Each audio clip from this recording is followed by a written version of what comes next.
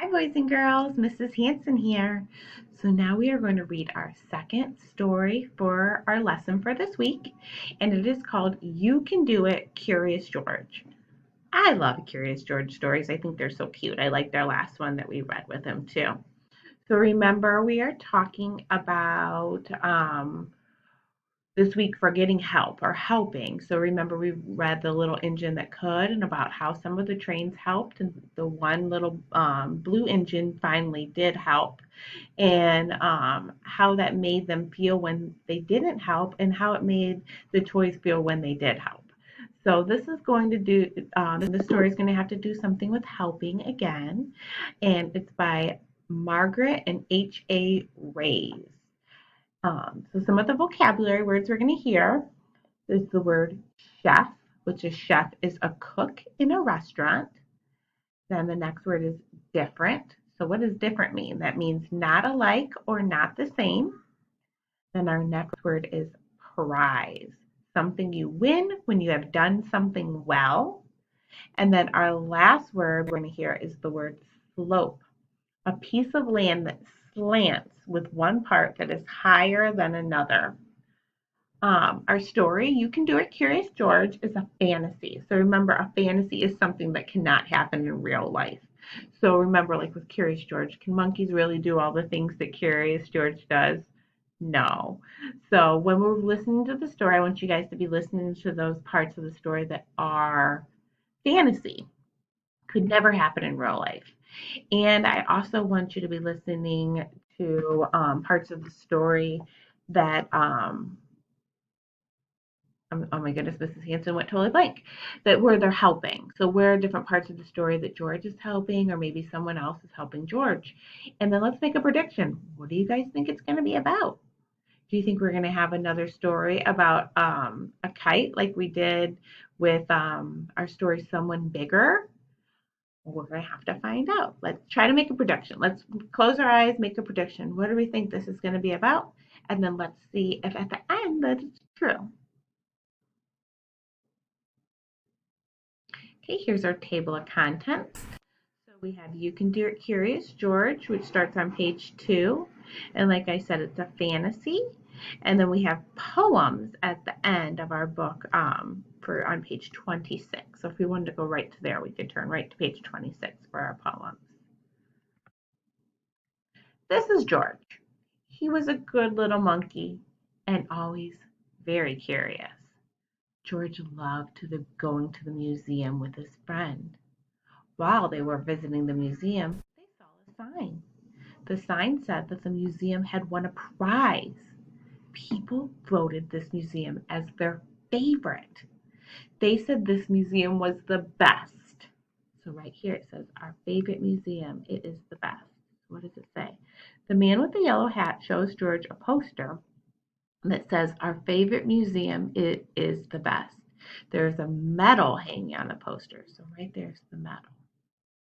So let's see what's going to happen. Do you guys think it's going to be something with the museum? Maybe. When George saw the sign, he started to think, what could I do? What could he do best? He decided to find out. You can do it, George, said the man with the yellow hat. George went back home. He was good at drawing dinosaurs. Maybe he could draw the best dinosaur picture ever. Let's see. What do you guys think? George decided that he liked to draw, but he wanted to try to do something different. He climbed out the window to look for ideas. Look, here's some of our sight words. Out and look. Soon, George came to a restaurant. That gave him a great idea. Uh-oh, what do you think he's going to do at the restaurant? George loved spaghetti. He decided he would make the best spaghetti ever. You can do it, George. Uh-oh, what is George doing? Look at this, he's got a big old mess. Look at all that spaghetti. George thought it tasted great. He tasted more and more of it and made a big mess. He sure did, didn't he? Then the chef came in. Get out! He shouted. Out of my kitchen! George was going to have to find something else he did best. George needed another idea. He got on the bus to think. The bus took him to the ski slope. Do you think he's going to get into trouble there too? That George, so curious. That gave George an idea. He grabbed the biggest sled that he could find. Maybe he could sled down the hill faster than anyone ever had before. You can do it, George. At first, sledding was fun. Then George started going too fast. Look out, George! George was going to have to find something else that he did best. Oh no, he got into a accident and collided with another one. So as George crashes into a skier, they both fly into the air. Oh, George. George needed another idea. Then he remembered something he did better than anyone. He rushed back home. When he got there, he took out his kite. He was going to be the best kite flyer ever. George got his kite to go higher and higher. You can do it, George. Then the kite lifted George right off the ground. Look out below! Oh, George, just like in our other story. George landed in a tree in the forest. His kite flew away without him. George was going to have to find something else he did best. Just then, George spotted smoke. Oh no, it was a forest fire. Right here, George is on top of the tree and sees a forest fire. See the fire? All the other animals are running away. George wanted to warn everybody about the fire. He raced to town and found the fire station. The firefighters quickly put out the fire. Whew! By now the sun was setting. It was too late for George to figure out what he did best. So what did George do? He went and got help, right? Says George runs alongside of a fire truck as the firefighters rush to the fire. So George went and found help, right? That was good. George's friend met him back at the museum. The director had heard that George warned everyone about the forest fire. She thought that was the best thing that anyone had done in a long time. George did it. Hooray! He found out what he could do best. He is the best helper.